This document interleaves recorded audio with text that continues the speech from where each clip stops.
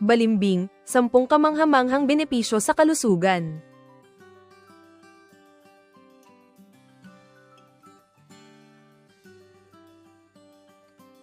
Kumusta, mga kahalaman facts?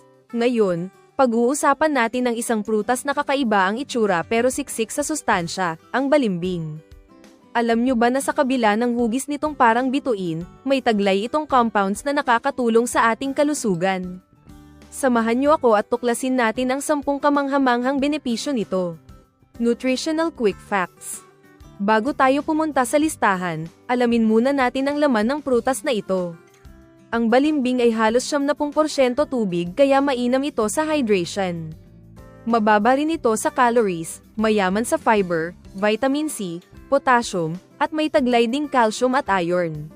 Isa, pinapalakas ang immune system. Ang vitamin C sa balimbing ay tumutulong sa ating resistensya laban sa sipon, trangkaso, at iba pang impeksyon. Pinoprotektahan din nito ang ating cells mula sa damage ng free radicals para mas mabilis makabawi ang katawan kapag may sakit. 2. Pinapabuti ang digestion. Dahil sa fiber content nito, mas nagiging maayos ang paggalaw ng pagkain sa ating bituka. Nakakatulong ito para maiwasan ang constipation at mas ma-absorb ng katawan ang nutrisyon mula sa ating kinakain. 3. Proteksyon sa puso at pagbaba ng kolesterol. Ang fiber ng balimbing ay tumutulong din sa pag-alis ng sobrang bad cholesterol sa dugo. Kapag malinis ang daluyan ng dugo, mas naiiwasan ang panganib ng sakit sa puso at stroke. 4. Regulasyon ng blood pressure. Mayaman sa potassium ang balimbing na tumutulong para ma-relax ang mga daluyan ng dugo.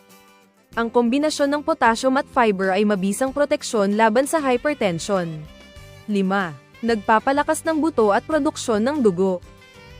Taglay nito ang calcium para sa matibay na buto at ngipin, habang ang iron naman ay mahalaga sa paggawa ng red blood cells.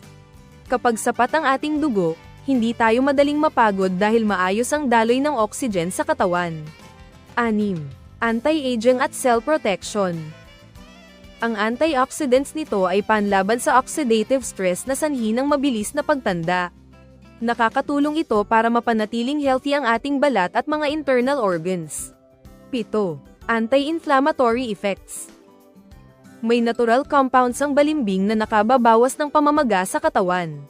Mainam ito sa mga may chronic diseases tulad ng arthritis o pananakit ng mga kasukasuan. 8.